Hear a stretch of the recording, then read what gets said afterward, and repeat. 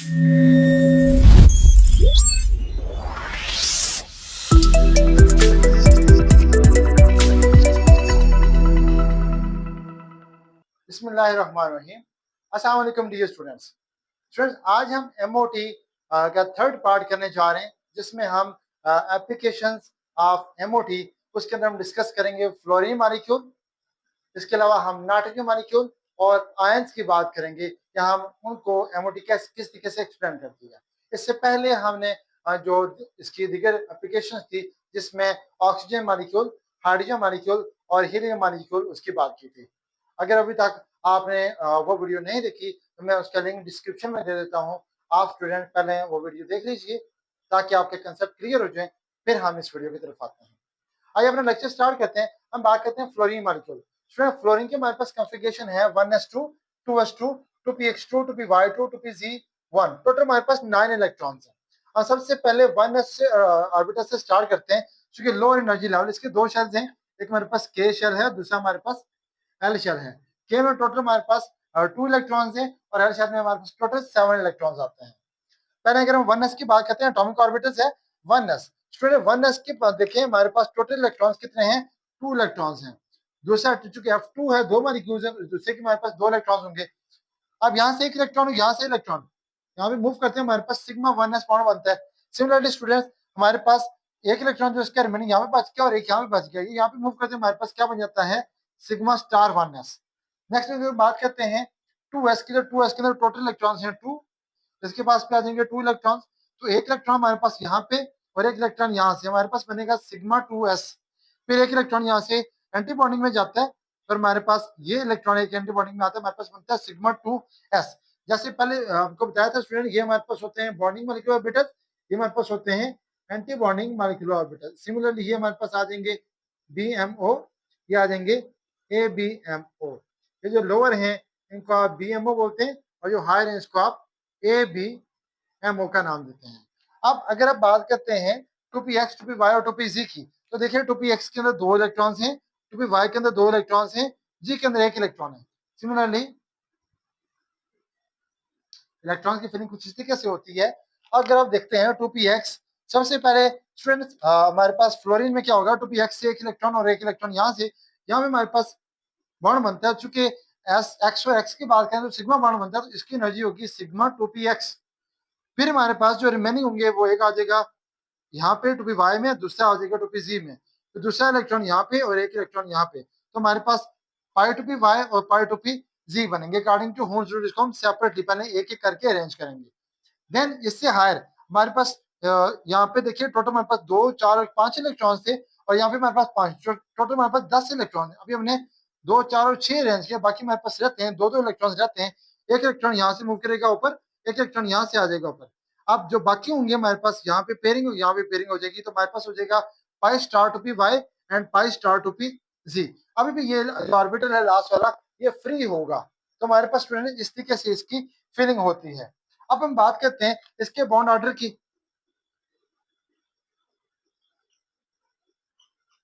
अगर bond order की बात करते हैं तो बॉन्ड ऑर्डर का फार्मूला हमारे पास होता है number of electron in bonding molecular orbitals minus number of electron in anti bonding molecular orbitals divided by 2। तो बॉन्डिंग में देखिए 2, 4, 6, 8, 10, तो बॉन्डिंग में हमारे पास इलेक्ट्रॉन आ रहे हैं 10, माइनस एंटी बॉन्डिंग में देखिए 2, 4, 6, 8, तो हमारे पास यहाँ पे आ रहे हैं 8 डिवाइडेड बाय 2, तो हमारे पास आ जाएगा 2 डिवाइडेड बाय 2 इक्वल्स टू 1। तो इसका बॉन्ड ऑर्डर क्या होगा? 1 होगा। ये सिर्फ एक ही बॉन्ड बनाएगा, फ्लोरीन एक ही बॉन्ड बनाता है, इसका बॉन्ड ऑर्डर 1 आ रहा है। अगर आप इसकी यहाँ पे स्टूडेंट मैग्नेटिक बिहेवियर की बात करते हैं, मैग्नेटिक बिहेवियर कि इसका मैग्नेटिक बिहेवियर क्या होगा, तो देखिए यहाँ पे सारे इलेक्ट्रॉन्स, आप बेशक बॉन्डिंग या एंटी बॉन्डिंग दोनों को देख लें तो सारे के सारे पेड हैं। अभी पेड होते हैं तो दैट विल बी डायामैग्नेटिक, ये हमारे पास डायामैग्नेटिक ऑर्बिटल होगा, ये डायामैग्नेटिक है। और अगर हम यहाँ पे स्टूडेंट बात कर लेते हैं इसकी एनर्जी डायग्राम की, एनर्जी लेवल की, तो इसका एनर्जी लेवल हमारे पास क्या होगा?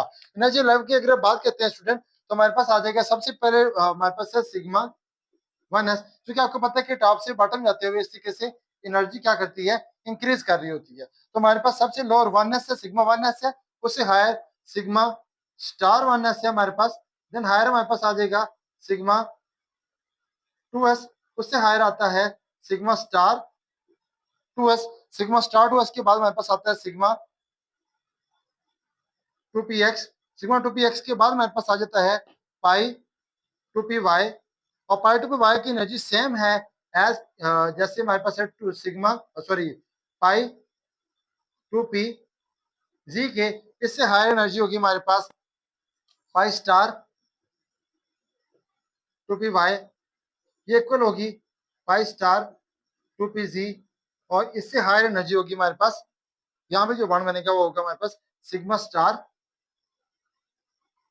2px। तो इस तरीके से हम एनर्जी डायग्राम की बात कर सकते हैं। ये हमने फ्लोरीन की बात कर ली। अब हम बात करते हैं नाइट्रोजन। नाइट्रोजन का एटॉमिक नंबर स्टूडेंट हमारे पास होता है 7, जैसे यहाँ मैंने लिखा 7, 1s2, 2s2, 2px1, y1 and z1। अब इनको हम इलेक्ट्रॉन को फिलिंग करते हैं। पहले स्टार्ट लोअर शेल से आपसे बात कर लेते हैं। हम बात कर रहे हैं नाइट्रोजन मॉलिक्यूल की, nitrogen molecule that is N2, N2 की हम बात कर रहे हैं स्टूडेंट्स।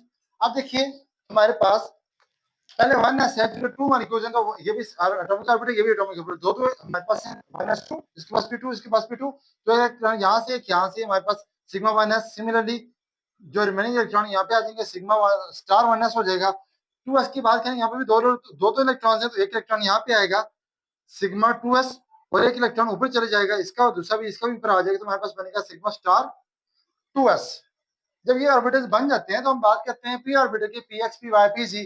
देखिए तीनों के अंदर एक एक हाफ फील्ड है तीनों, तो हम यहाँ पे इसकी बात करते हैं। सबसे पहले px और px। अब स्टूडेंट यहाँ पे जो एनर्जी लेवल है, मैंने आपको पहले फर्स्ट लेक्चर में बताया था, इन दोनों के अंदर आप देखते हैं अगर, तो बाकी सारी एनर्जी आपके पास, ये डायग्राम इसकी सेम है, सिर्फ यहाँ पे फर्क आ रहा होता है। क्या फर्क आता है कि सिग्मा 2px लोअर लेवल पे है, पाई 2py पाई 2pz हाई लेवल पे है, जबकि यहाँ पे पाई 2py और पाई 2pz लोअर लेवल पे है, 2px हाई लेवल पे है। बिकॉज यहाँ पे ऑर्बिटल्स के दरमियान एनर्जी गैप बहुत कम होता है, जिसकी वजह से इसके दरमियान हाइब्रिडाइजेशन होने के चांसेस होते हैं, और मॉलिक्यूल अपनी आइडेंटिटी उसको बरकरार नहीं रख पाते हैं।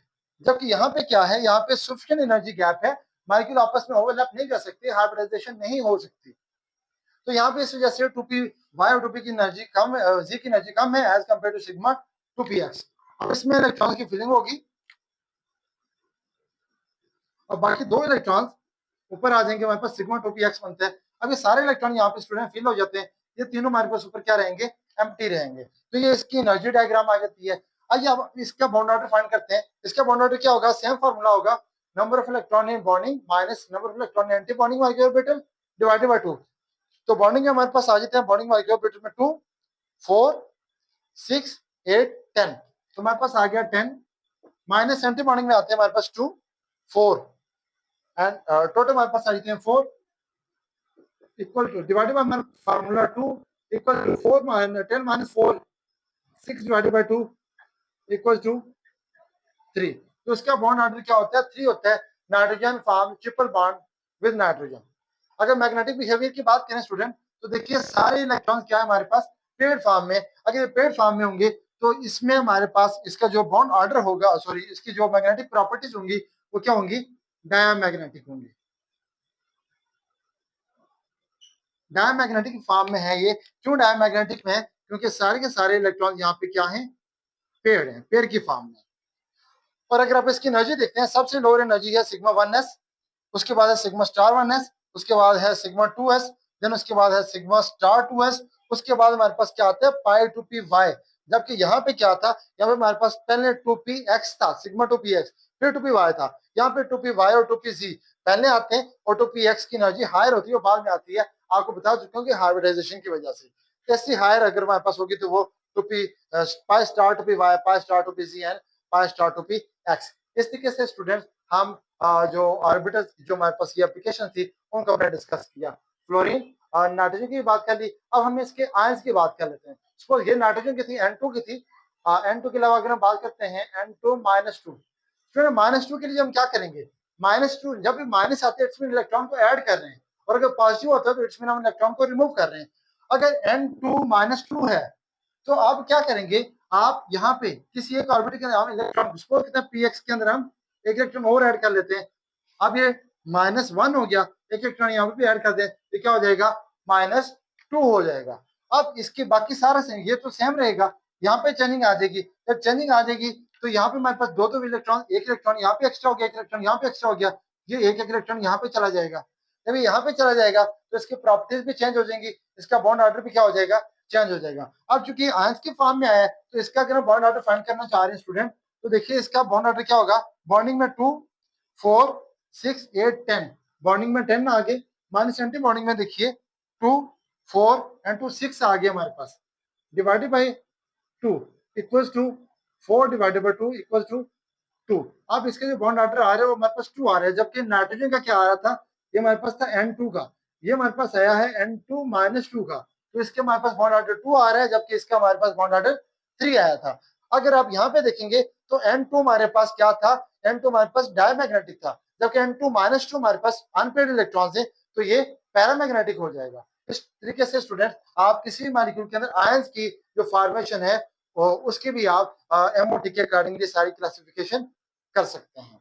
हमने लास्ट टाइम अगर फ्लोरीन की भी आती है स्टूडेंट, तो फ्लोरीन में भी आप आयंस की फॉर एग्जांपल F-1 आ जाता है, F2 -2 आ जाता है, -1 आ जाता है, तो उसके अकॉर्डिंग माइनस आएगा तो आप इलेक्ट्रॉन को ऐड करेंगे, प्लस आएगा तो आप इलेक्ट्रॉन को रिमूव करेंगे, उसके अकॉर्डिंगली आप एमओटी के मुताबिक इलेक्ट्रॉन्स को इस मॉलिक्यूल्स की क्लासिफिकेशन कर सकते हैं।